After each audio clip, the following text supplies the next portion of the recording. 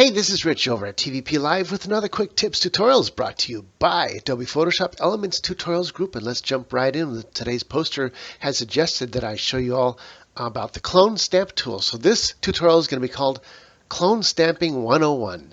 And this is basically an introduction to this right here, the Clone Stamp tool.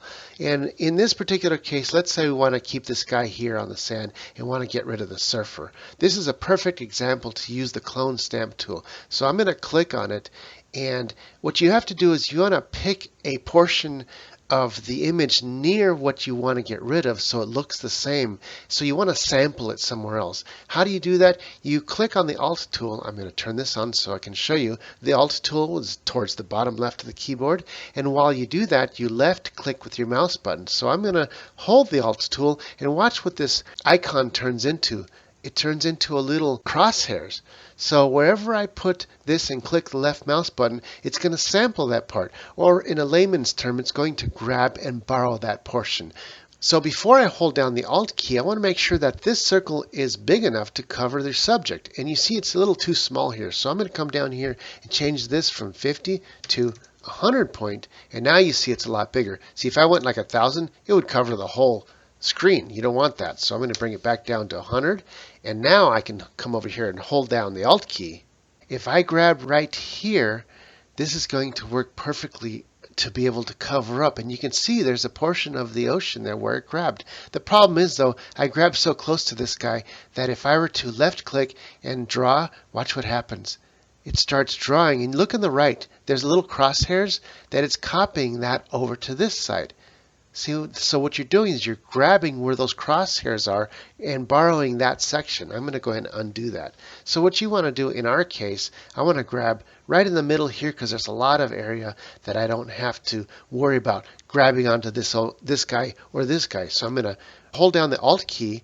I'm going to grab right here, and I'm going to come over to this guy here, and I'm going to draw right over him, and it draws him out by grabbing the portion right next to it.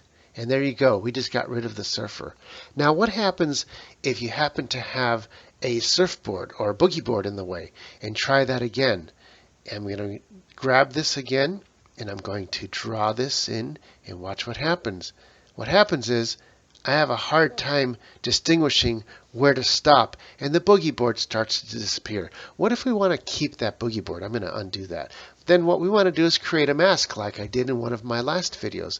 I'm going to grab the polygon tool and grab the lasso tool and just draw a big square or rectangle, kind of borrowing what I want to keep, which is going to be the sand line here. Make sure I don't get any of this guy here, and basically draw a big rectangle around the area that I want to keep. I'm going to right click and I'm going to hit copy. And that basically makes a copy of that area that I just drew out. How do we know? I'll turn off the original and you can see there's the copy. So whatever I draw in between there is going to go in between that top layer and the bottom layer. So once again, let's pick that background, grab our stamp tool like we did before, and then hold the Alt key. And instead of grabbing it right here because it's too close to the boogie board, I'm going to go ahead and grab over here instead, right there. And you can see I can come back and draw, and watch what happens. If I create a new layer, it'll show you that this layer is in between the bottom layer, which is the background layer, and the top layer, which is just our little square. And I go ahead and start drawing, and look, it disappears behind the boogie board. Exactly the way we wanted it.